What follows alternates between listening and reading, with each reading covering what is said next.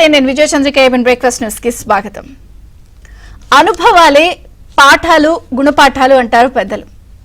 So ఖచ్చితంగా ఆ అనుభవాల నుంచే ఎవరైనా సరే పాఠాలు గుణపాఠాలు నేర్చుకుని ఎలా ఉండాలి ఎలా ఉండకూడదు అనేది ఖచ్చితంగా ఎవరైనా సరే ఒక ఎగ్జాంపుల్ గా సెట్ చేసుకుని బేస్ చేసుకుని తర్వాత తీసుకునే చర్యలు లేదా ఎలా ముందుకు వెళ్ళాలి అన్నది గత అనుభవాలతోటే గత పాఠాలతోటే ఆధారపడి ఉంటుంది.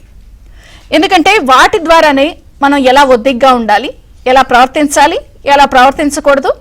మరీ ముఖ్యంగా రాజకీయాల్లో ఉన్న వాళ్ళకైతే ఇది 100కి 100% వర్తిస్తుంది. ఎందుకంటే ఒద్దిగ్గా ఉండాలి, ప్రజల కోసమే ఉండాలి. వారి ప్రవర్తన, వారు మాట్లాడే విధానం, అక్రమాలు, అవినీతి వీటి విషయంలో అయితే గత అనుభవాల్ని ఒక ఎగ్జాంపుల్గా చేసుకుని మరీ ముఖ్యంగా అధికారంలో ఉన్న వాళ్ళు ముందుకు వెళ్ళాలి. ఇదంతా ఎందుకు చెప్తున్నానంటే ఇప్పుడు ఆంధ్రప్రదేశ్ రాష్ట్రంలో కూటమి ప్రభుత్వం ఉంది. 94% స్ట్రైక్ రేట్తో 164 సీట్లు సాధించింది. సో ఎవరి పెర్ఫార్మెన్స్ వాళ్ళు ఇచ్చారు. అలాగే ప్రజలు కూడా గత జగన్ పాలనలో విసిగి వేసారిపోయి అప్పుడు ఎమ్మెల్యేల తీరు కానీ ప్రభుత్వ తీరు కానీ జగన్ గారి తీరు కానీ ఇంకా చెప్పాలి అంటే వారి అరాచకాలు, అక్రమాలు, హింస, అవినీతి, దోపిడీ, సహజ వనరులు కొల్లగొట్టడం, రాష్ట్రానికి చెడ్డ పేరు, అసలు కనీసం రూల్ ఆఫ్ లా ఉందా, లా అండ్ ఆర్డర్ ఉన్నాయా, అందరూ కూడా బెంబేలెత్తిపోయి మరొక్కసారి కనుక జగన్ గారి ప్రభుత్వం రాష్ట్రంలో కొలువు తీరిందంటే అసలు రాష్ట్రం వదిలివడి వెళ్ళిపోవాల్సిందేనా అనే పరిస్థితి ఎలక్షన్స్కి ముందు వచ్చింది. ప్రజలు లేదు, మీడియా లేదు, ప్రతిపక్షాలు లేదు. ఆ రోజు అందరూ కూడా ఎంత బాధపడ్డారో, ఎంత వారితో బాధింపబడ్డారో చాలా స్పష్టంగా కళ్ళకు కట్టినట్టు అందరికీ కనిపించినాయి. ఎక్కడ ప్రజలు ఇంత విషమిత్తు కూడా బయటపడకుండా తమ తీర్పుని చాలా స్పష్టంగా 94% మెజారిటీ అభ్యర్థి ఎవరైనా సరే, అది కూటమిలో ఉంది, జనసేన పర్సనా లేకపోతే టీడీపీ వాళ్ళ, బీజేపీ వాళ్ళ అని ఎక్కడ ఆలోచించకుండా అసలు వీళ్ళనేది కూడా పూర్తి స్థాయిలో చంద్రబాబు గారి సారథ్యంలో ఉన్నటువంటి ప్రభుత్వం గనక మళ్ళీ కొలువు తీరితే రాష్ట్రం మళ్ళీ అభివృద్ధిలో పరుగులు పెడుతుంది. ఈ పరిస్థితులను ఆయన చక్కన పెడతారు. అనుభవం చాలా ఉపయోగపడుతుందని ప్రజలు చాలా చక్కగా ఆలోచించి ఇంత కూడా బయటపడకుండా 164 సీట్ల మెజారిటీతో ప్రభుత్వాన్ని అధికారం ఇచ్చి కూర్చోబెట్టారు. సో ప్రభుత్వం వచ్చి 80 రోజులు పైగా అవుతుంది. మరి 80 రోజుల్లో చంద్రబాబు గారు, పవన్ కళ్యాణ్, డిప్యూటీ సీఎం పవన్ కళ్యాణ్ గారు తమదైన స్టైల్లో ఎలా ఉండాలి ఎలా ఉండకూడదు అని చెప్తూనే రీబిల్డ్ ఏపీ అనే ఒక కొత్త కాన్సెప్ట్తో మళ్ళీ సిస్టమ్ని సెట్ చేయాలి.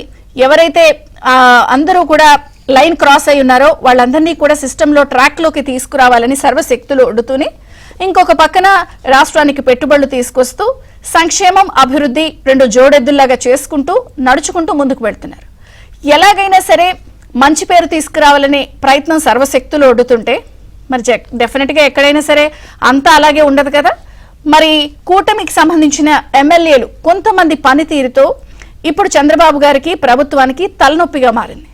ఏంటి తలనొప్పి అని అంటే ఏకంగా వారు చేస్తున్నటువంటి అవినీతి, అక్రమాలు, వారి వ్యవహార శైలి, వారు వ్యవహరిస్తున్న తీరు అటు టీవీల్లో, కథనాల్లో, పేపర్లలో రకరకాల పద్ధతుల్లో చేస్తున్నాయి. ఆంధ్రజ్యోతి, ఏబిఎన్ ఆంధ్రజ్యోతి అయితే ఎటువంటి మొహమాటం లేకుండా ఇది తప్పు, ఈ విషయంపై ప్రభుత్వం దృష్టి సారించాలి అని సున్నితంగానే జరిగిన అంశాన్ని ప్రభుత్వం ముందు చెప్పే ప్రయత్నం చేస్తోంది. కథనాలని ససాక్ష్యాలతో సహా ప్రచురిస్తోంది, టీవీల్లో చూపిస్తోంది.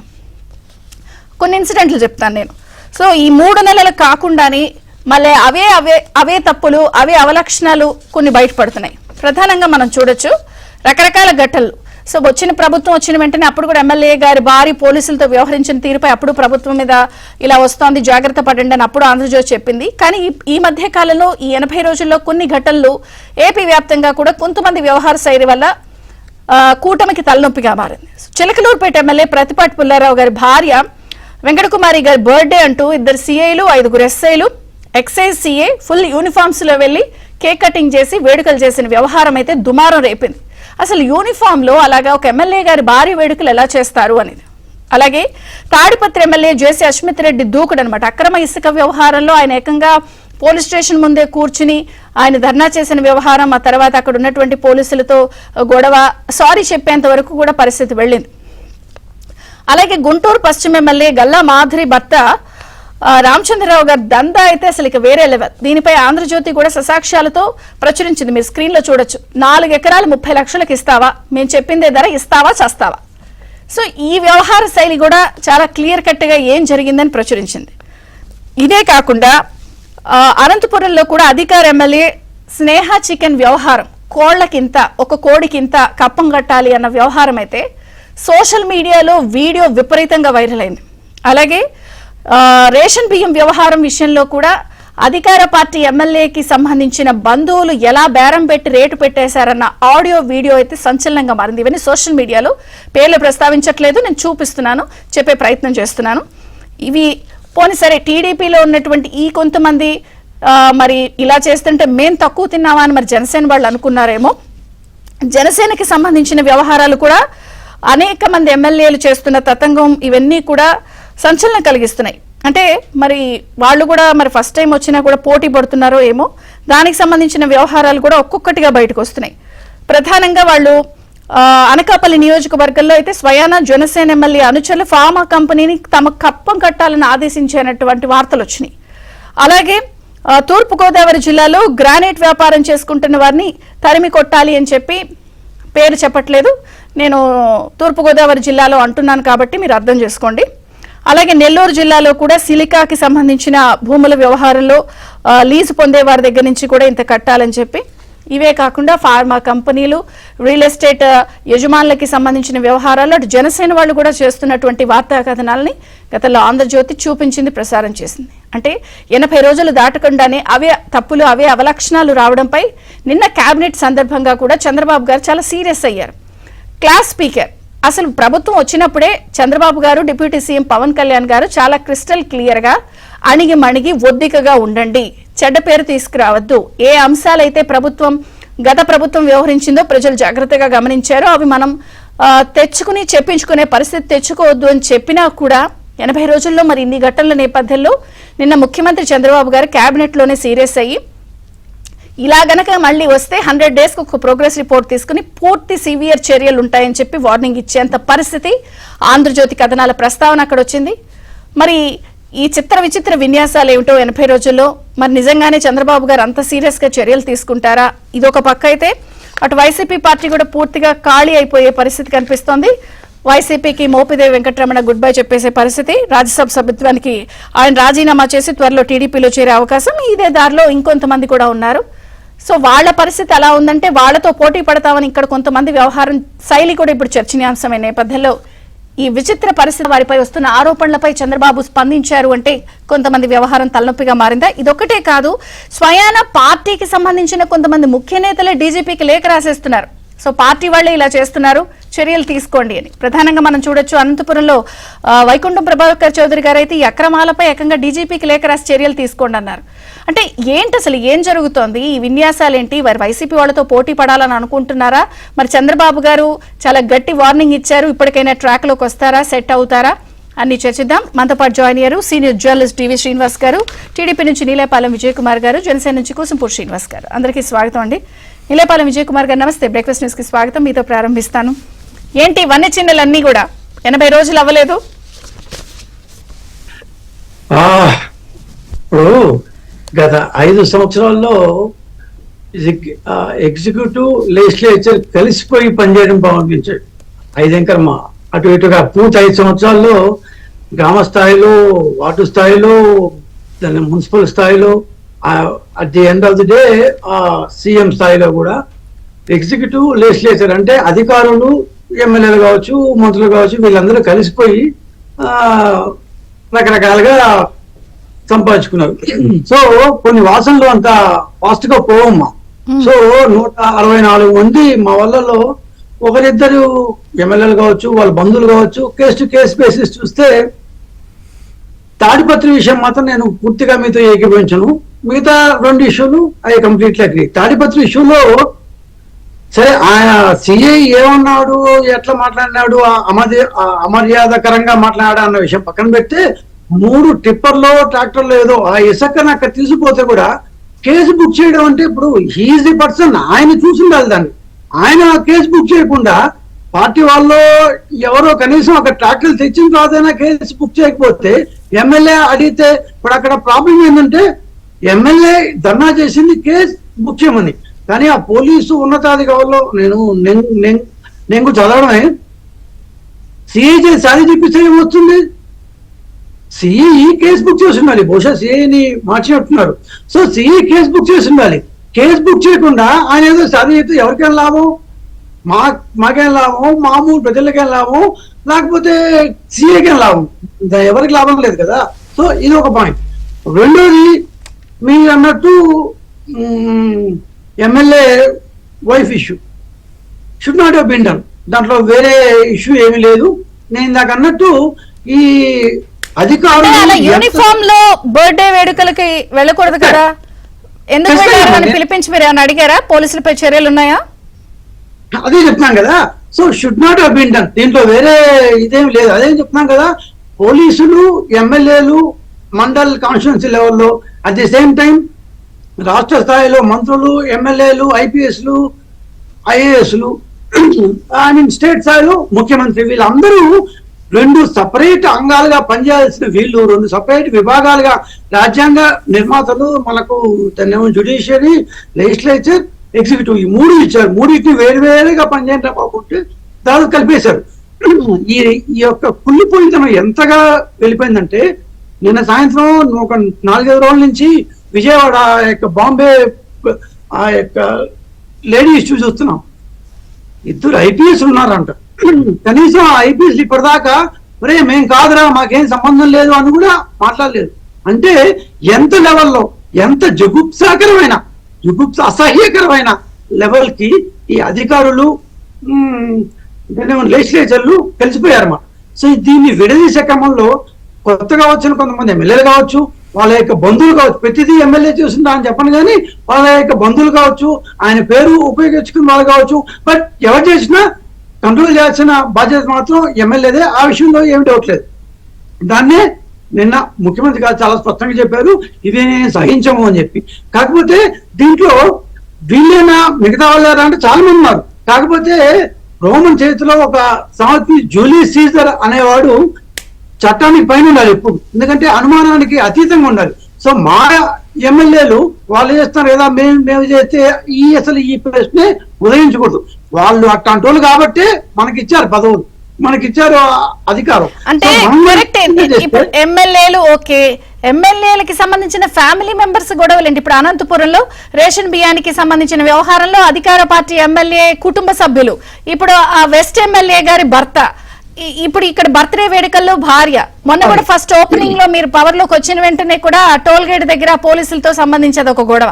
అంటే నేను అనేది ప్రజలన్నీ చూస్తున్నారు కదా, క్లియర్ కట్ గా క్లాస్ స్పీకర్ కదా.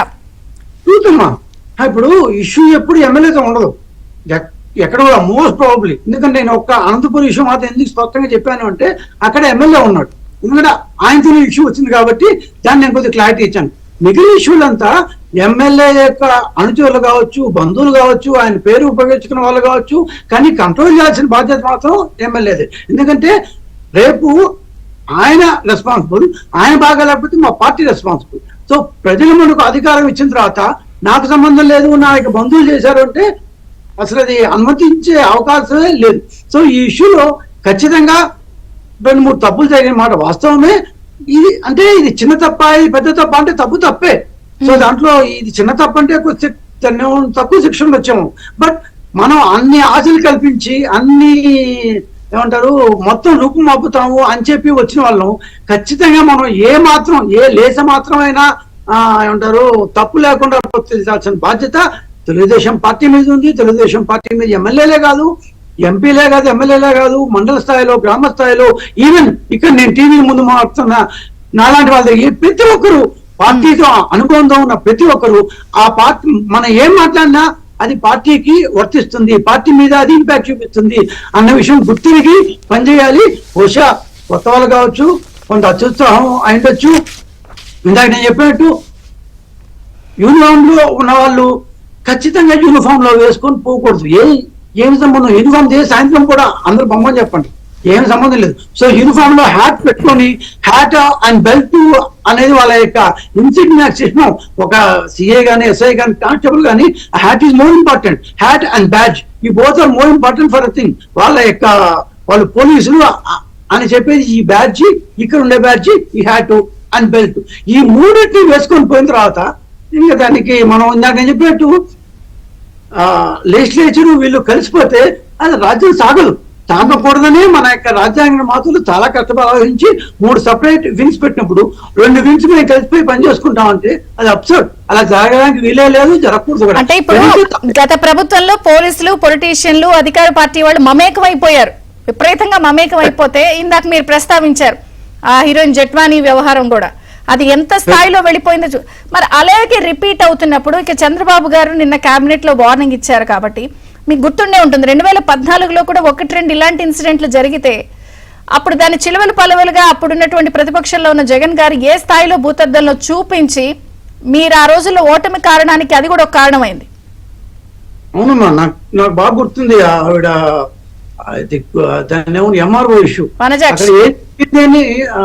పేరు నాకు గుర్తు రావట్లేదు.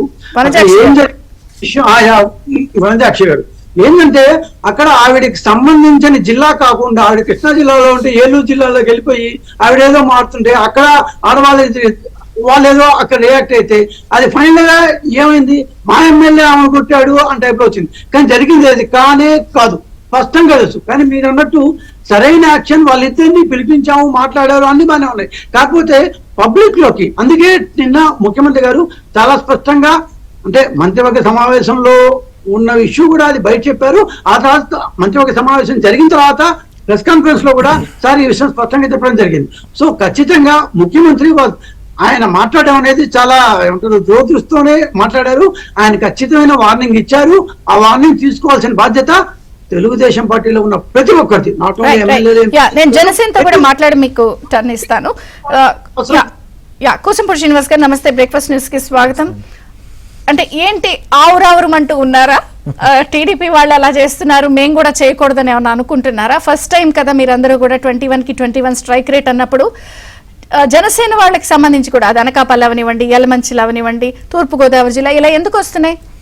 విజయచంద్రి గారు, మీకు ప్యానెల్లో ఉన్న పెద్దలందరికీ నమస్కారం అండి.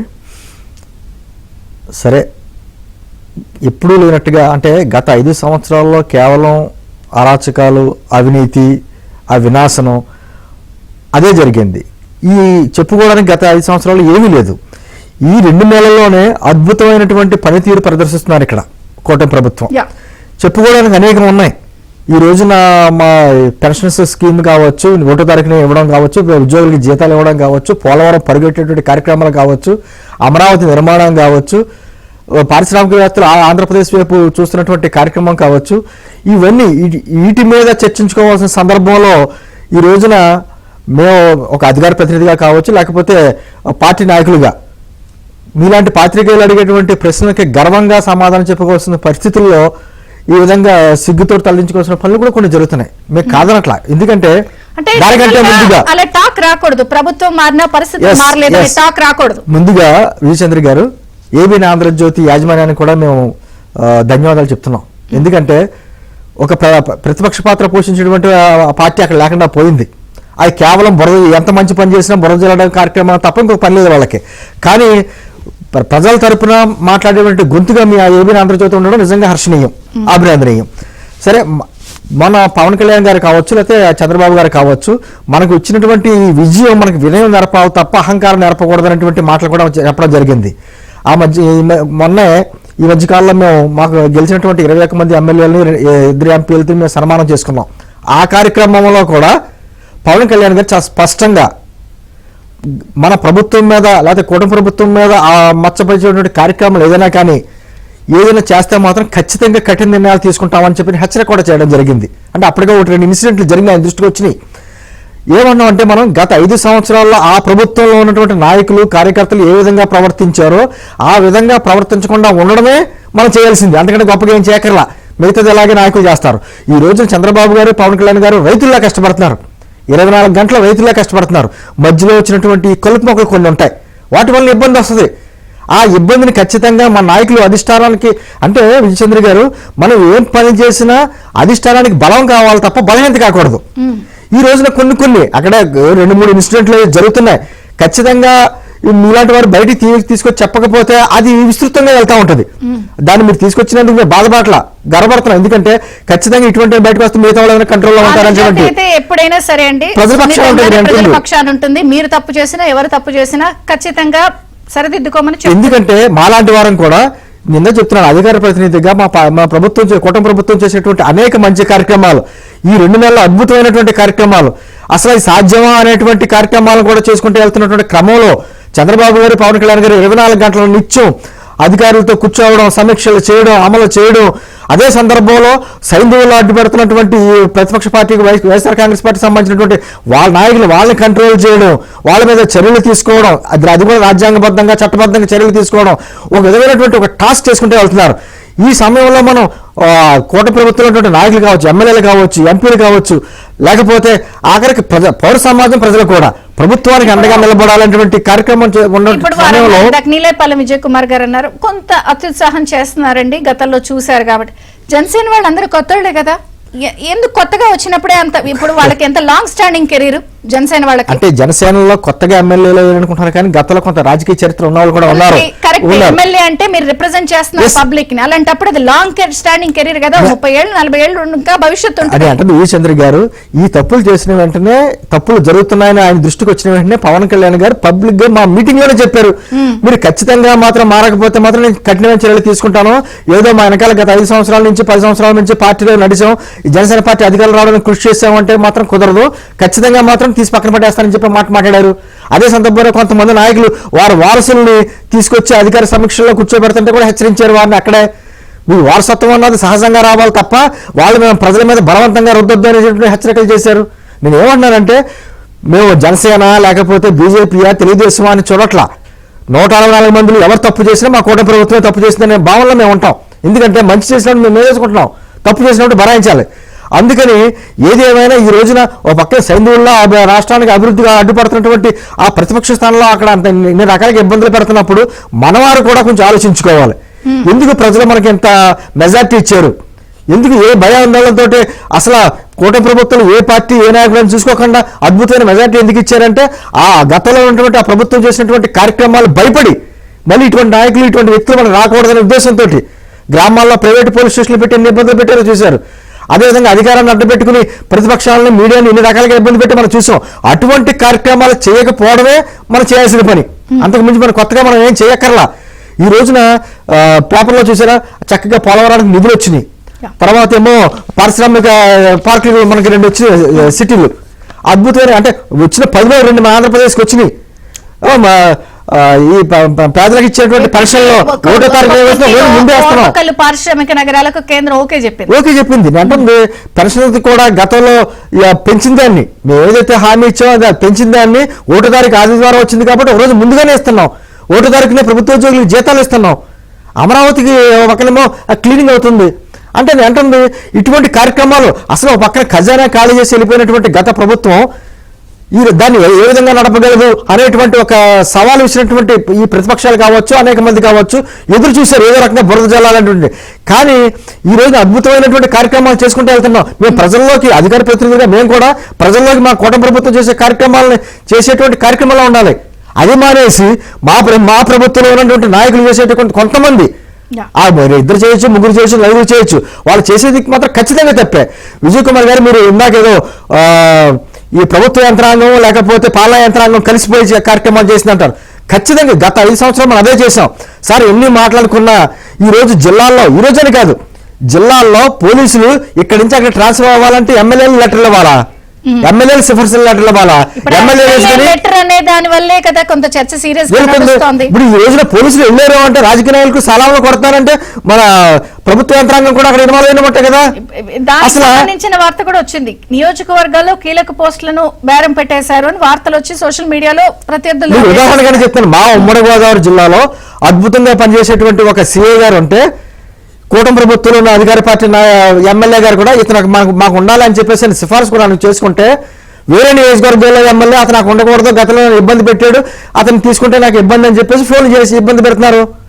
మరి ఈ విధంగాను జిల్లాలో ఒక ట్రాన్స్ఫర్ సిఐ కానీ ఎస్ఐ కానీ ట్రాన్స్ఫర్ అవ్వాలంటే జిల్లా ఎస్పీ చేతిలో ఉండవలసింది పోయి ఒక స్థానిక ఎమ్మెల్యేల చేతిలో ఎంపీల చేతిలో ఉండడం ఏంటి? ఆ వ్యవస్థలో ఆ లోపాలను మనం ఎత్తి చూపించాం గతంలో. అదే పని అంటే గతంలో మనం ఏ కార్యక్రమాలు చేస్తే గత ప్రభుత్వాన్ని ఏలెట్టి చూపించామో ఆ విధమైన పనులు మనమే చేసి మన వేలు మన వైపు చెప్తున్నట్టుగా చూపిస్తే ఈరోజు సమాధానం చెప్పుకోవాలని పరిస్థితి వస్తుంది. నాటండి ఈ రోజున మళ్ళీ చెప్తున్నా, ఈ రోజున అద్భుతంగా కార్యక్రమాలు చేసుకుంటూ వెళ్తున్నటువంటి చంద్రబాబు నాయుడు గారికి, పవన్ కళ్యాణ్ గారికి, లోకేష్ గారికి మనం బలం కావాలి కానీ బలహీనత కాకూడదు. మన తరపున వాళ్ళ సంజాయిషి ఇచ్చుకున్నటువంటి కార్యక్రమాలు జరగకూడదు. ఈ రోజున సైంధవులు అడ్డుపడతారు, పక్క నుంచి రాష్ట్ర అభివృద్ధికి అడ్డుపడుతున్నారు. అటువంటి సమయంలో ఏ దొరుకుద్దా మన మీద బరువు కార్యక్రమాలు చేస్తున్నారు. పర్సెంటేజ్ ఆఫ్ మంచి 95% ఉంటే 5% అనేది గ్లోరిఫై అవుతోంది. ఇప్పుడు ఇన్ని పాలసీ ఒక్క విషయం చొక్క చాలు మొత్తం కాలం మొత్తం జరుగుతుంది కదా. అటువంటి అంటే అయినా కొంపలు మునిగిపోలేదు. ఎప్పటికైనా మనకి ప్రజలు మనకి ఎందుకు ఇంత బలం ఇచ్చారు, ఎందుకు వాళ్ళు కూర్చోబెట్టారు, గత ప్రభుత్వాన్ని ఎందుకు 151 నుంచి 11 స్థానాల్లోకి దిగజార్చి కూర్చోబెట్టారు, ఈ రోజు వాళ్ళ అసెంబ్లీకి రాకుండా పారిపోతున్నటువంటి పరిస్థితులు ఏర్పడుతున్నాయి. ఏ విధంగా ఒక పక్క నుంచి రాష్ట్రానికి సంబంధించిన అభివృద్ధి జరుగుతుంటే వాళ్ళు ఎందుకు అడ్డుపడుతున్నారు అనే పారిశ్రామిక మణిహారం కొప్పర్తి, ఓర్వకల్లు నగరాలకి కేంద్రం ఓకే చెప్పింది. ఆంధ్రజ్యోతి ప్రచురించిన దానికి పోలీస్ అధికారులకు బర్త్డే వేడుకల్లో పాల్గొన్న వాళ్ళకి ఛార్జ్ మెమోలు ఇచ్చారు. అంటే ఒక్కొక్కటిని సెట్ చేసుకుంటూ వెళ్తున్నారు. అభివృద్ధి పదంలో కేంద్రం నుంచి నిధులు రాబట్టుకుంటున్నారు. ఇంకొక పక్కన ఈ డైరెక్షన్లో ఏదో ఒక పిల్లిమొగ్గలు వేయటం ప్రభుత్వానికి లేదా కూటమికి అక్కడక్కడ జరుగుతున్నటువంటి ఘటనలతో తలనొప్పిగా మారటం. ఎట్లా చూస్తారు ఈ రెండు? ముందుగా మీకు అభినందనలు. మామూలుగా అన్ని పార్టీలకి క్రమశిక్షణ సంఘం ఉంటుంది, తెలుగుదేశానికి కానీ జనసేనకు కానీ. ఇప్పుడు కూటమికి సమన్వయ కమిటీ ఉంది కానీ క్రమశిక్షణ సంఘం ఇంకా పెట్టినట్లు లేరు. విజయ్ కుమార్ గారికి తెలియాలా. అందుకని మీరు కూటమి తరపున క్రమశిక్షణ సంఘం పెట్టే లోపు మీడియా బాధ్యతలు తీసుకున్నట్టుగా ఉంది, ఏబిఎన్ కానీ ఇతర మీడియా కానీ. ఏదైనా ప్రజల ఆకాంక్షల మేరకు ఈ ప్రభుత్వాన్ని సక్రమంగా నడపాల్సిన బాధ్యత ప్రసార మాధ్యమాల పైన ఉందన్నమాట. దీన్ని కూడా మనం సానుకూలంగానే చూడాలి. మనకు తెలుసమ్మా, రాజకీయాల్లో హత్యలు ఉండవు, ఆత్మహత్యలే తప్ప రాజకీయాల్లో హత్యలు ఉండవు. వీళ్ళ కళ్ళ ముందే సామూహిక ఆత్మహత్యలు 3 నెలల క్రితం చూసాం. ఏది 164 మంది సామూహిక ఆత్మహత్యలు. వైనాట్ 175 అన్నాళ్ళు, వైనాట్ 11 ఎలా ప్రజలు చేశారో చూసామన్నమాట. ఇప్పుడు షూటర్ కన్నా ఓటర్ ప్రమాదకారి. ఎందుకంటే షూటర్ గురైన తప్పుద్దు కానీ ఓటర్ గురి తప్పదు అని మొన్న ప్రజా తీర్పు చూపించారు. ఈ పరిస్థితుల్లో ఇంత వ్యతిరేకత, ఇంత విరక్తి ప్రజల్లో 3 నెలల్లో కొంతమంది తెచ్చుకోవటమే దురదృష్టకరం. పొలిటికల్ ట్రాజడీ ఇది, పర్సనల్ ట్రాజడీగా చూడాలి, రాజకీయ విషాదం అన్నమాట. అందుకే ముఖ్యమంత్రి చంద్రబాబు కూడా నిన్నంత సీరియస్ అయ్యారు. నేను ఇటుక పేర్చి నేను కట్టుబడి చేస్తుంటే బుల్డోజర్లతో కొంతమంది కూలగొట్టేస్తున్నారు, జేసీబీలతో కూలగొట్టేస్తున్నారని. ప్రతిపక్షం కూలగొట్టడం సహజం, ఎందుకంటే వాళ్ళ పని అదే. వాళ్ళు ఏ విధంగానూ ఇక్కడ కట్టుబడి సాగనివ్వరు, ఈ రాష్ట్రాన్ని అభివృద్ధి పదంలోకి నడవనివ్వరు.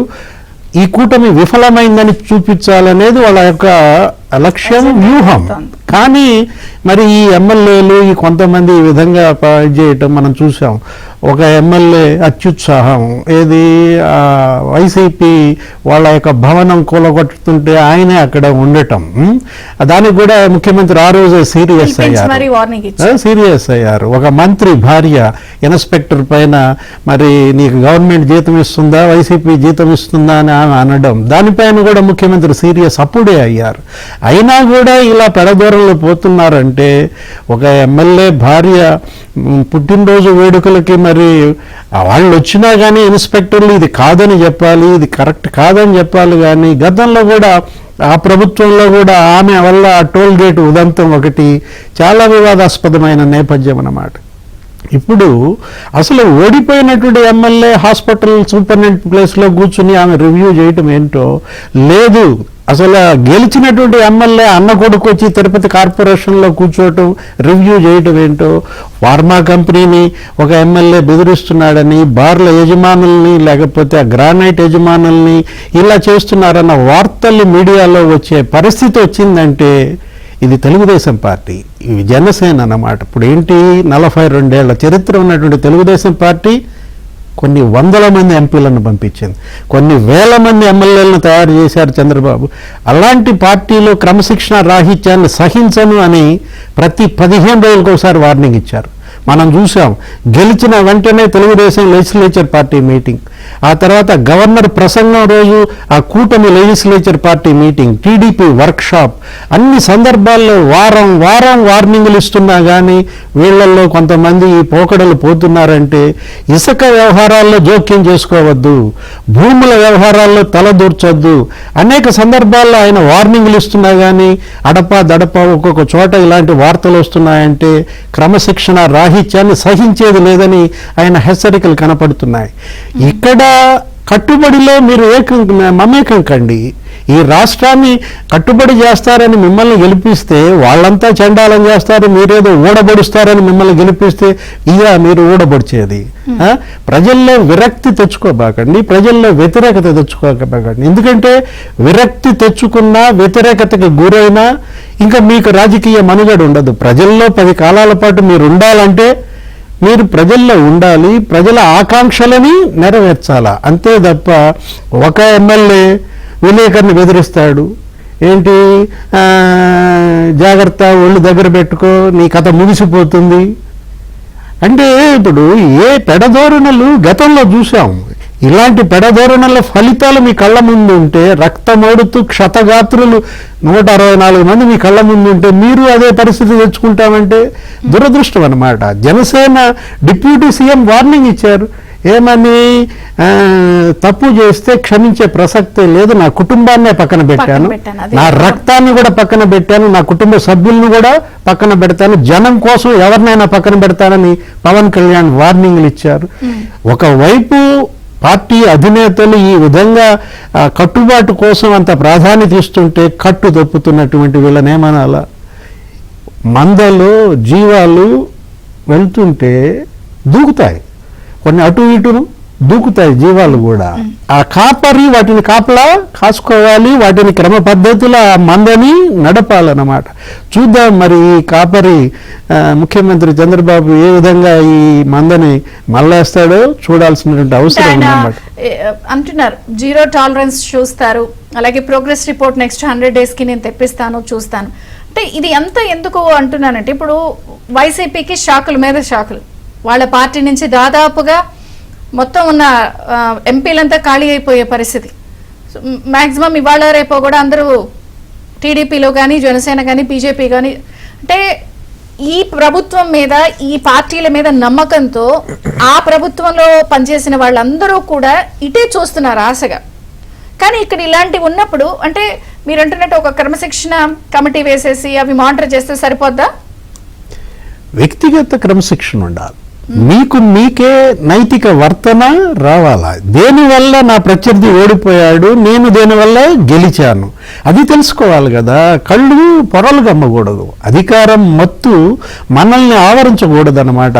అధికార మత్తులో వాళ్ళకేం జరిగిందో ఆ గుణపాఠం మీరు అన్నారు కదా, అనుభవాలే గుణపాఠాలైనటువంటి పరిస్థితుల్లో వీళ్ళు నేర్చుకున్న గుణపాఠాలు ఏంటి? ఇప్పుడు ఫస్ట్ టైం ఎమ్మెల్యేస్ 82 మందో ఉంటారమ్మా, ఫస్ట్ టైం మినిస్టర్స్ ఒక 17 మందో ఉన్నారు. వీళ్ళకి శిక్షణా కార్యక్రమాలు కూడా పెడుతున్నానని అయ్యన్న పాత్రుడు అన్న నేపథ్యంలో పొలిటికల్ ఎంగేజ్మెంట్ ఏమైనా తగ్గుతోందా? ముఖ్యమంత్రి, స్పీకర్, డిప్యూటీ సీఎం కూడా వీళ్ళకి సరైనటువంటి పని కల్పించడంలో ఏదైనా కొంత తగ్గుతోందా అనేది కూడా ఆలోచించుకోవాల్సిన అవసరం ఉంది. ఒకవైపు ఏమో ప్రత్యర్థి ప్రతిపక్షం 3 హత్యలు జరిగితే 36 హత్యలు జరిగాయని గగ్గోలు పెడుతున్నాడు.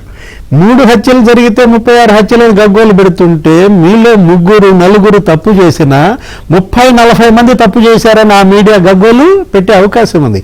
ఆ పరిస్థితి తెచ్చుకోకుండా మీరు జాగ్రత్త పడాలా, అంతే తప్ప కుటుంబ సభ్యుల్ని దూరం పెట్టండి. ప్రభుత్వ కార్యక్రమాల్లో కుటుంబ సభ్యులను ఎందుకు తీసుకొస్తున్నారు? అనేక సందర్భాల్లో ముఖ్యమంత్రి, డిప్యూటీ సీఎం హెచ్చరించినా కూడా మీలో చలనం లేకపోతే ప్రజలే కదా చూసుకుంటారనమాట. క్రమశిక్షణ మీరు తప్పితే మిమ్మల్ని క్రమశిక్షణలో పెట్టేది జనం అనేది తెలుసుకోండి. మరి ఇప్పుడు ఒకవైపు మీరు అన్నారు ఏది అటు వైఎస్ఆర్ కాంగ్రెస్ పార్టీలో దాదాపుగా పార్టీ ఖాళీ అయిపోయిన పరిస్థితి వచ్చేస్తుంది. వాళ్ళందరూ కూడా ఒక వైవి సుబ్బారెడ్డి గారు, విజయసాయిరెడ్డి గారు మినహా, ఆయన ట్వీట్ చేశారు నేను ఎక్కడికి వెళ్ళాను, వాళ్ళు మినహా వీళ్ళన్నీ కూడా సర్క్యులేట్ అయిపోతుంది, వీళ్ళిక్కడ అని. మొత్తం రాజీనామాలు, వలసలు, అసలు రాజ్యసభే ఇవాళ వైసీపీ పక్షం ఖాళీ అవుతోందని మోపిదేవి వెంకటరమణరావు రేపు మాపు తెలుగుదేశంలోనో ఏదో చేరుతున్నారని, బీడా మస్తాన్ రావు జనసేనలోకి ఇద్దరు వెళ్తున్నారని, సుభాష్ చంద్రబోస్, బాబురావు బీజేపీలోకి 5 వెళ్తున్నారని, ఇలాంటి పరిస్థితుల్లో కూటమి వైపు అన్ని పార్టీలు చూస్తున్నాయి.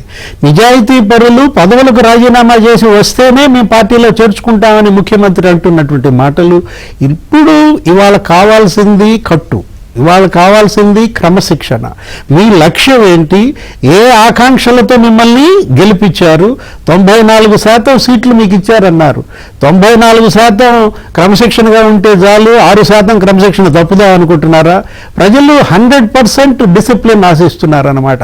మీకు 100% స్ట్రైక్ రేట్ ఇచ్చినప్పుడు 100% డిసిప్లిన్ కోరుకోవడంలో తప్పు లేదు. మీకు యాజ్ అ సీనియర్ జర్నలిస్ట్ గతంలో ఇలాంటి ఇన్సిడెంట్స్ వచ్చినప్పుడు ప్రీవియస్ ప్రభుత్వాలు ఉమ్మడి ఆంధ్రప్రదేశ్లో ఎప్పుడైనా ఏదైనా ఎన్టీ రామారావు గారి హయాంలో కానీ లేదంటే ఏదైనా ఇష్యూస్ వస్తే వెంటనే చర్యలు తీసుకునేవి ఏమైనా ఉన్నాయా?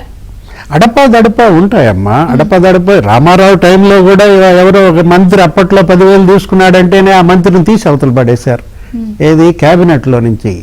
ఇవి కాదు, ఇప్పుడు జరుగుతుంటాయి, యాక్షన్ తీసుకుంటారు, అధినేత వాటిని సహించరు. కానీ ఇక్కడ క్రమశిక్షణ అనేది ఇది వ్యక్తిగత క్రమశిక్షణ రావాల. తనని వాళ్ళంతా ఒక్కొక్కళ్ళ మెజార్టీస్ ఎంతమ్మా వాళ్ళకి? అదే అసెంబ్లీకి 50,000, 70,000, 90,000, పార్లమెంట్కి 5 లక్షలు, 2.5 లక్షలు, 3 లక్షల మెజార్టీలతో మిమ్మల్ని గెలిపించారంటే వాళ్ళ ఆకాంక్షలు ఇవాళ మీ మెజార్టీ రూపంలో మీ ఈవీఎంలలో భద్రపరిచి ఉన్నప్పుడు ప్రజల ఆకాంక్షల మేరకు మీరు పనిచేయాలి తప్ప ప్రజల్లో వ్యతిరేకత తెచ్చుకునే పనులు చేసుకోకూడదు.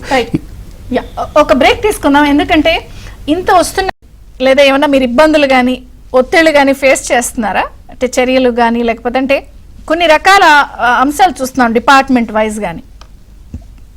ఇంట్లో ఒత్తిళ్ళు ఉంటే ఏముండవమ్మా, ఎందుకంటే నేను ఫస్ట్ లో చెప్పినట్టే ఎంత లెవెల్లో స్వాతంత్రం వచ్చిన తర్వాత ఇంత లెవెల్లో ఒక వ్యవస్థలన్నీ కలిసిపోయి దోచుకొని లేకపోతే అవినీతి ఒక అంటే అన్ని వ్యవస్థలు కలిసిపోయి ఒక కరాల నృత్యం చేసిన ఇది బహుశా భారతదేశంలో ఎక్కడ జరుగుండదు. ఏదో నేను రాజకీయంగా మా పార్టీ కోసం చెప్తాను కానే కాదు, వ్యవస్థలన్నీ. ఎందుకంటే ఒక లోకల్ ఎమ్మెల్యే ఒక సిఐ కలిసిపోతే ఆ మండలానికి వాళ్ళు చెప్పిందే రాజ్యం. ఇప్పుడు ఎస్సీ ఎస్టీ కేసు అనేది చాలా క్యాజువల్ పెట్టేశారు. ఎస్సీల మీదే దాని ఎస్సీ ఎస్టీ కేసులు పెట్టారు, బాధ్యుల మీదే కేసులు పెట్టారు. ఇట్లా వాళ్ళు ఇష్టం వచ్చినట్లు చేసుకున్నారు. ఎందుకంటే అది వాళ్ళ సామంత రాజ్యాలు అయిపోయినాయి. ప్రతి ఒక్క మండలం, ప్రతి ఒక్క కాన్స్టిట్యుయెన్సీ సామంత రాజ్యాలు. అక్కడ వేరే వాళ్ళేమో రానీరు, వాళ్ళే మొత్తం చేసుకున్నారు. సో ఇలా నేను ఒక ఎగ్జాంపుల్ చెప్తాను. మా అందరికీ ఆ ఎమ్మెల్యే బాగా తెలిసిన ఎమ్మెల్యేనే. ఆయన వాళ్ళ కాన్స్టిట్యున్సీకి సిఏ కావాలనుకున్నా, ఏదో 5-6 పేర్లు చెప్పారంట. ఆయన ఓకే అంటే ఏ పేరు చెప్పినా కార్యకర్తలు అన్న వాళ్ళప్పుడు కేసు పెట్టాడన్నా, మా మీద వాళ్ళప్పుడు కొట్టాడన్నా, ఇటు కొట్టాడన్నా, ఒక కనీసం 5 మంది వచ్చారు. 5 మంది పేరు చెప్తే 5 మందిని కార్యకర్తలు అంటున్నారు. ఆయన విసుగుపోయి లాస్ట్ లో ఒక పని చేయండి, ఈ 5 సంవత్సరాల్లో విఆర్లో ఎవరున్నారో ఈ పర్టికులర్ థింగ్ వాడిని ఇవ్వను నాకు అన్నాడు. కానీ ఇక్కడ ఏంటంటే ఆయన ఆ నియోజకవర్గానికి వ్యక్తి సంబంధించిన వ్యక్తి కాదు, బయట నుంచి పోయిన వ్యక్తి కాబట్టి విఆర్లో ఉన్నవాడే నాకేం అబ్జెక్షన్ లేదు అన్నాడు. అంటే పోలీసు అధికారులు అప్పుడున్న ఆ ఎమ్మెల్యే కావచ్చు, ఇంకోటి కావచ్చు, ఎంతలా కలిసిపోయారంటే ప్రజలు అసహించుకునే స్థాయికి వచ్చారు. ఇప్పుడు విజయవాడలో ఉండే డీసీపీలు, దాన్ని సిపిలు, వాళ్ళ మీదే ఒక ఒక ఒక ఒక స్త్రీ బహిరంగంగా అదంటారు ఓపెన్ గా అమ్మాయి చెప్తుంది అంటే ఎంత లెవెల్లో వాళ్ళిద్దరు ఇప్పటిదాకా కన్నీళ్ళు లేదు కనీసం. అంటే ఎంత లెవెల్లో ఈ యొక్క ఫుల్ ఈ ఆ యొక్క రాట్ అంటారు అనమాట, ఆ ఎంత లెవెల్ కులిపోయిందంటే ఈ యొక్క వ్యవస్థ. ఖచ్చితంగా దీని యొక్క ఆఫ్టర్ షూట్స్ అంటారు వస్తూనే ఉంటాయి. నేను కాదను, బహుశా ఇంకా కూడా ఇంకో 2-3 రావచ్చు. కానీ రాగానే చర్యలు తీసుకోవాల్సిన అవసరం, బాధ్యత మా మీద ఉంది. ఇందాక ఇద్దరు శ్రీనివాసులు గారు చెప్పినట్టు షడసోపేతమైన భోజనం పెట్టే క్రమంలో మేము ఇట్లాంటి చిన్న ఇసుక ఆ ప్లేట్ లో పెడితే మొత్తం భోజనం నాశనం అయిపోతుంది. 12,000 కోట్లు పోలవరమే కాదు, 5,000 కోట్లు ఇండస్ట్రియల్ కష్టాలే కాదు, హెచ్సిఎల్ లాంటివి మేము ఒక్కసారి ఎకాయకిన 15,000కు మా యొక్క స్ట్రెంగ్త్ పెంచుతాము, విజయవాడలో సాఫ్ట్వేర్ డెవలప్ చేస్తూ ఉంటుంది. అట్లా కొన్ని కనీసం 10 కొత్త కంపెనీలు వచ్చాయి. ఈ 70 రోజుల్లో గాడ్రేజ్ 2,800 కోట్లతో మేము పెడతా ఉంటుంది, ఒబిరాయ్ పెడతా ఉంటుంది. అసలు ఈ కదలిక ఇంత ముందు ఎందుకు లేదు? సో ఇంత కష్టపడుతున్నప్పుడు, ఇంత బాగా చేస్తున్నప్పుడు, షడ్సోపేతమైన భోజనం పెడుతున్నప్పుడు ఒకరు ఇద్దరు ఇట్లాంటి ఏమంటారు చీప్ చేష్టలకి పాల్పోయినప్పుడు ఆ యొక్క ఇంపాక్ట్ మొత్తం పార్టీ మీద పడుతుంది. క్రమశిక్షణ కమిటీ ఏదన్నా పెడతారని శ్రీనివాస్ గారు కూడా ఓపెనింగ్ లో అన్నారు కదా. యాక్చువల్లీ ప్రతి పార్టీకి వాళ్ళ క్రమశిక్షణ కమిటీ ఉంటాయి. అంటే ఇప్పుడు నేను అనేది ఎమ్మెల్యేలకి, ఎంపీలకి, వీళ్ళకి ఏమ్మా, ఇప్పుడు ఎమ్మెల్యే అనే వ్యక్తి చిన్నోడేం కాదు, వాళ్ళకి చేసే పనులు వాళ్ళకి తెలియనేం కాదు, ఇదేదో అదేమన్నా బై మిస్టేక్ చేయడం ఏం కాదు, they very well know that. కాకపోతే స్టార్టింగ్ లో కాబట్టి ఒకరిద్దరు ఏమంటారు కొత్త తరంగా ఉండి కొత్తది కాబట్టి. అంటే నేను అనేది ఇది ఒక ఇసుకో లేకపోతే సహజ వనరులో లేకపోతే ఈ కంపెనీల వ్యవహారం అనేగా టీటీడీలో వింటున్నాము, టీటీడీ వ్యవహారాల్లో వింటున్నాం కొన్ని వార్తలు, పోలీస్ పోస్టింగుల్లో వింటున్నాం, ఎమ్మెల్యే లెటర్ దగ్గర. ఎందుకంటే గత ప్రభుత్వంలో పనిచేసిన వాళ్ళ అధికారుల దగ్గర డెఫినెట్ గా డబ్బు బాగా దండిగా ఉంటుంది అన్న అంశాల్లో వాళ్ళు బాగా మేనేజ్ చేసుకుంటున్నారు. అప్పుడు సిట్టింగ్ మీద ఉన్న వాళ్ళు, బెంచ్ మీద ఉన్న వాళ్ళు ఇవ్వలేరు కదా ఆ స్థాయిలో. సో వీళ్ళు బాగానే మేనేజ్ చేస్తున్నారు. ఇలాంటివి రాకూడదు కదా, వస్తున్నాయి కదా. ఒక్కటి ఇప్పుడు నేను అంటే మేమేదో పులుగుడేను ముచ్చాలని చెప్పి మేమేం చెప్పం. సాధ్యమైనంత వరకు మంచిగా ఉండడానికి ప్రయత్నించాలి. ఏమంటారు, ఎవరు వేలు చూపించే విధంగా లేకుండా ఉండడం కోసం ప్రయత్నించాలి. అది మా ఎమ్మెల్యేలే కాదు, మా ఎమ్మెల్యేలు, ఎంపీలు, మంత్రులు ప్లస్ పార్టీ నాయకులు, పార్టీలో ఉండే ప్రతి వ్యక్తులు, మాలాంటి వాళ్ళు, ఈ ప్రతి ఒక్కరూ ఇది అవలంబిస్తే గానీ పార్టీ అంటే నేనేదో తప్పించుకుంటానని అనుకోవద్దు. నేను చాలా బాధతో చెప్తున్నా. కాకపోతే నేను పేర్లు చెప్పాలి ఇంకా. సో నేను పేర్లు చెప్పలేక మీరు కూడా చాలా మంది పేర్లు చెప్పలేదు ఇందాక ఫస్ట్ లో మాట్లాడుతూ. కాన్స్టిట్యుయెన్సీస్ పేర్లు చెప్తున్నాను, కాన్స్టిట్యుయెన్సీస్ వాళ్ళు రిప్రజెంట్ చేస్తారు కాబట్టి మీరు అర్థం చేసుకోండి. నేను పేర్లు చెప్పలేక స్పష్టంగా చెప్తున్నాను. ఒక పార్టీలో ఒక నాయకుడి కింద మనం పనిచేస్తున్నప్పుడు ఆ నాయకుడి మాట వినాల్సిన అవసరం మనకు ఉంది. నేను నాయకుడి మాట వినను, నా ఇష్టం వచ్చే చేస్తాను, వెళ్ళిపో పార్టీలో నుంచి. ఇప్పుడు ఒక్క మాట వెరీ స్పష్టంగా అంటే 164 మంది ఉన్నారు, ఒకరో ఇద్దరు వెళ్ళిపోయేది మాత్రం ఏమి ఊడిపోయేది లేదు. సో ఇట్లాంటి అవినీతి పనులు చేసి పార్టీకి చెడ్డ పేరు తెచ్చేవాళ్ళు ఉంటేనే ఊడిపోతేనే. సో ఖచ్చితంగా అంటే చాలా కరుగ్గా ఉంటాయి ఇట్లాంటి మాటలు. నువ్వు అటు మాట్లాడచ్చా అని కూడా ఎవరన్నా క్వశ్చన్ చేయొచ్చు. కానీ స్పష్టంగా ఏమంటే ముఖ్యమంత్రి క్యాబినెట్ మీటింగ్ అయిపోగానే కూడా మనం ఇంత కష్టపడి పనిచేస్తుంటే బుల్డోజర్తో నేను చేసిన పనిని వీళ్ళందరూ కూలదోస్తున్నారు అని బాధపడ్డాడు అంటే ఖచ్చితంగా ప్రతి ఒక్కరు తమ నాయకుడి యొక్క బాధను అర్థం చేసుకోకపోతే వాడు ఆ పార్టీ సంబంధించిన వాళ్ళే కాదు, నాయకుడి యొక్క అంటారు ఆయన వాక్యాలను రైట్ సెన్స్ లో తీసుకోకపోతే it does not belong to that party. సొంత పార్టీ వాళ్ళే డీజీపీకి లేఖలు రాసేస్తున్నారు కదా. ఏమ్మా, ఇప్పుడు పెద్దానికి మీరు చెప్పింది కరెక్ట్, పెద్దానికి ట్రూ ప్రాపర్ ఛానల్ ఉంటుంది ఖచ్చితంగా. ఇప్పుడు నేను కూడా ఆయన టీటీడీ ఈ మాజీ ధర్మారెడ్డి మీద చీఫ్ సెక్రటరీకి ఒక దాని కంప్లైంట్ ఇవ్వడం జరిగింది. బట్ అది పార్టీ చెప్తేనే పోయి ఇవ్వడం జరిగింది. సో ఖచ్చితంగా ఆ ఛానల్ ఎలా పోయిందో నాకైతే తెలియదు, కానీ త్రూ ప్రాపర్ ఛానల్ ద్వారా పార్టీకి చేస్తుంటా అనుకున్నాను. ఎనీబడీ కెన్ గివ్, బట్ ఆ త్రూ ప్రాపర్ ఛానల్ ఇది పాటించాలి, పార్టీకి ఇన్ఫర్మేషన్ ముందుండాలి అనే నేను అనుకున్నాను. లేకుండా అవకైతే మాత్రం అది కూడా తప్పే.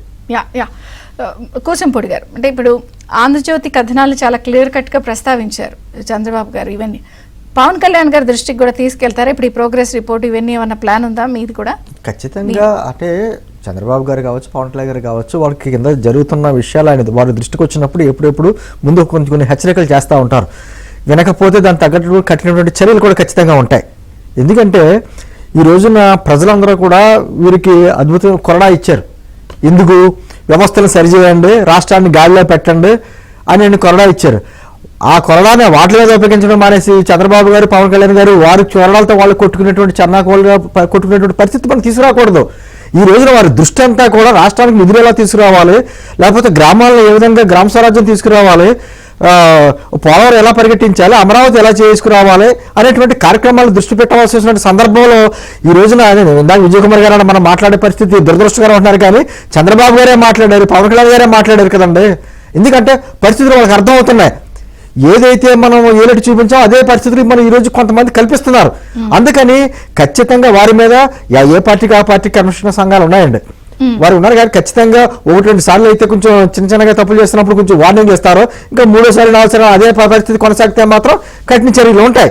ఈ రోజున అంటే ఎలా కదండి, ఈ రోజున ఏదైనా గతంలో పక్కన ఉన్నటువంటి రాష్ట్రాలన్నీ మన రాష్ట్రం గురించి హేళనగానో ఎటకారంగానో మాట్లాడే పరిస్థితి నుంచి ఈ రోజున ఆంధ్రప్రదేశ్ వైపు చూస్తున్నాయి, అభివృద్ధి వైపు చూస్తున్నాయి, ఎప్పుడు లేని విధంగా ముందుకు పరిగెడుతున్నటువంటి కార్యక్రమాలు జరుగుతున్నాయి. కానీ ఇటువంటి పరిస్థితుల్లో నేను మరీ చెప్తున్నా, అది ఎవరైనా కావచ్చు, ఎమ్మెల్యేలు కావచ్చు, ఎంపీలు కావచ్చు, కార్యకర్తలు కావచ్చు, కింద స్థాయి కార్యకర్తల వరకు మనం ప్రభుత్వానికి బలం కావాలి కానీ బలహీనత కాకూడదు. ఇక్కడ ఇంకొక పాయింట్ నిలబెప్పాలి విజయ్ కుమార్ గారు, మిమ్మల్ని అడిగి నేను అది వెళ్తాను జీవి శ్రీనివాస్. సో మంచికి మంచి ఇది ఉన్నప్పుడు అందరి దృష్టి మీ పార్టీ వైపే జాయినింగ్స్కి వచ్చేస్తున్నప్పుడు వైసీపీ పార్టీ ఖాళీ అయిపోయే పరిస్థితి వచ్చింది, మెజారిటీ మంది మీతో టచ్ లోకి వచ్చేసారు. జాయినింగ్ అంటే ఎప్పుడు ఉండొచ్చు ఎన్ని జాయినింగ్స్ చేర్చేసుకుంటున్నారా అందరినీ, లేదా ఇందులో ఏమైనా స్క్రూటనీలు ఉన్నాయా? బోల్డ్ పేర్లు వినిపిస్తున్నాయి. ఖచ్చితంగా అమ్మా. ఇప్పుడు నిన్న క్వశ్చన్ ఎవరో విలేకరి అడిగినప్పుడు చంద్రబాబు గారు ఒకటి రాజీనామా చేసి రావాలి, 2 వాళ్ళ వ్యక్తిత్వాలను వాళ్ళ పర్సనాలిటీను బ్యాక్ అండ్ హిస్టరీలను చూస్ చేస్తా ఉన్నారు.